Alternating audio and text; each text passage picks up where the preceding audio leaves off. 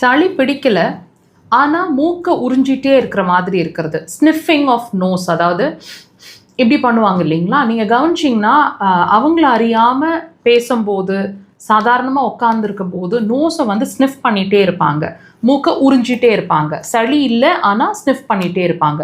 இந்த நிலை உங்கள் வீட்டில் உங்களுக்கோ இருக்கா? இந்த பதிவை பாருங்கள். இந்த மாதிரி மூக்கை சளி இல்லாமல் மூக்கை உறிஞ்சிட்டே இருக்காங்க அப்படின்னா, ஒவ்வொரு ஃபியூ செகண்ட்ஸ் ஒன்ஸ் அந்த மாதிரி கான்ஸ்டண்ட்டாக செய்கிறாங்க. திடீர்னு செய்ய ஆரம்பிப்பாங்க, அப்புறம் அது நார்மல் ஆகிடும். பர்டிகுலர் டைமில் குளிர்காலத்தில் செய்கிறாங்க, அல்லது சம்மரில் செய்கிறாங்க, அல்லது எப்பவுமே அப்படி தான் மூக்கு உறிஞ்சிட்டே இருக்கிறாங்க அப்படின்னா, இதுவும் ஒரு ஹெல்த் இஷ்யூன்னு உங்களுக்கு தெரியுமா? நல்லா கவனிங்க. இது கொஞ்சம் நாள் பட்டு இருக்குன்னு வச்சுக்கோங்களேன். சிலருக்கு வந்து நேசல் டீவியேஷன், அதாவது எலும்பு வளைஞ்சிருக்கக்கூடும். சிலருக்கு வந்து உள்ளுக்குள்ள நேசல் பாலிப்ஸ்னு சொல்லக்கூடிய கட்டிகள் இருக்கிறதுக்கோ வர்றதுக்கோ வாய்ப்புகள் அதிகம். தயவு செய்து இதுக்கும் நான் சொல்லக்கூடிய சில சிம்டம்ஸ்க்கும் சம்மந்தம் இருக்குது, வாட்ச் பண்ணுங்க கிளியராக. இப்போ இந்த மூக்கு உறிஞ்சிட்டே இருக்கிறது, இன்வாலண்டரியாக தானாக செயல்பட்டுட்டே இருக்கிறது அப்படிங்கிறது உள்ளே இருக்கிற நுரையீரல் பாதிப்பு இருக்குது அப்படிங்கிறதான் உங்கள் பாடி உங்களுக்கு உணர்த்திட்டு இருக்கிற விஷயம்.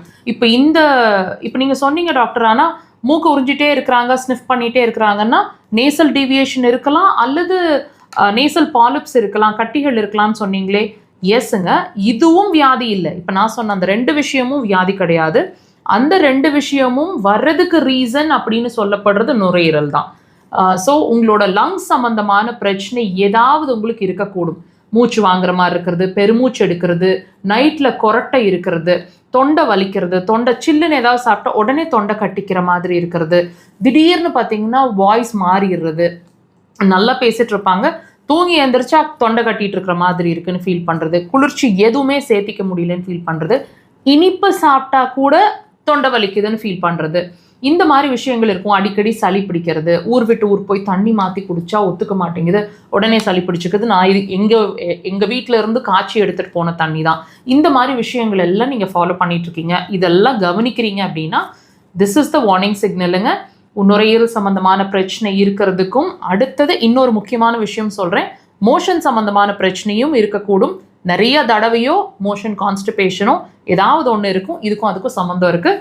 இன்னும் டீட்டெயிலாக தெரிஞ்சுக்கணும்னா ஹாஸ்பிட்டல் நம்பர்ஸை காண்டாக்ட் பண்ணி உங்களோட ஃபர்தர் டீட்டெயில்ஸை தெரிஞ்சுக்கலாம். உங்களோட அப்பாயின்மெண்ட்ஸ்க்கும் அந்த நம்பர்ஸை காண்டாக்ட் பண்ணுங்கள்.